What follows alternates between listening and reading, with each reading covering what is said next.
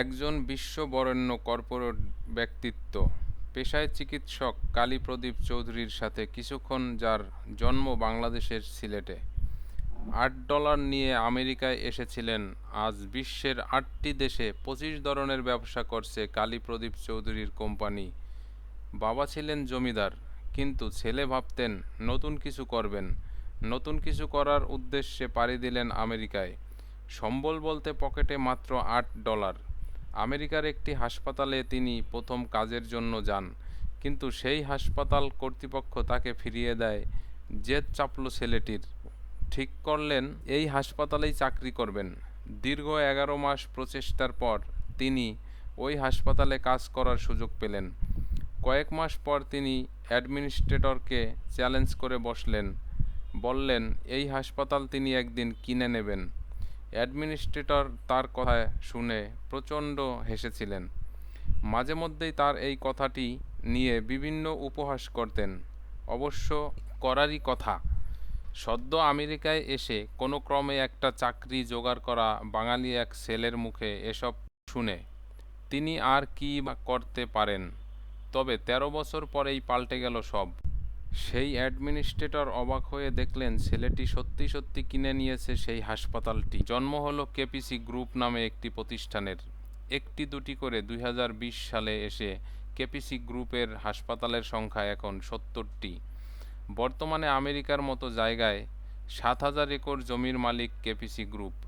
আছে 30 লাখ বর্গফুটের বিশাল বাণিজ্যিক প্রতিষ্ঠান। প্রায় 20,000 মানুষ কর্মরত আছেন এসব প্রতিষ্ঠানে। এছাড়াও বিশ্বের প্রায় 8টি দেশে তাদের রয়েছে 25 ধরনের ব্যবসা। ভারতে আছেন 16টি চা বাগান, যার মধ্যে একটি প্রায় 50,000 একর আয়তনের। কে এই যুবক? তিনি কালী প্রদীপ চৌধুরী। জন্ম সিলেটের ঢাকা দক্ষিণ এলাকার দত্তরাইল গ্রামে। জমিদার কালীপদ দত্ত চৌধুরী সন্তান। কালী প্রদীপের ছেলেবেলা কেটেছে সিলেটেই। তারপর তিনি পাড়ি দেন আমেরিকা। প্রতিষ্ঠা করেন কেপিসি গ্রুপ। বর্তমানে কালী প্রদীপ চৌধুরীর ক্যালিফোর্নিয়ায় আছে 3.5 কিলোমিটার আয়তনের বিশাল বাড়ি। তার সম্মানে যুক্তরাষ্ট্রের লস অ্যাঞ্জেলেসে রয়েছে কেপিসি রোড নামে 55 কিলোমিটার সড়ক।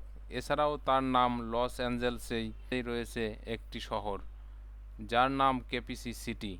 ইউক্রেনে আছে তার নিজস্ব নিউক্লিয়ার পাওয়ার প্ল্যান্ট। বিশ্বসেরা ব্যক্তিদের একজন হয়েও নিজের দেশকে ভুলে যাননি কালী প্রদীপ চৌধুরী। বারবার এখানে ছুটে এসেছেন বিভিন্ন স্বপ্ন নিয়ে।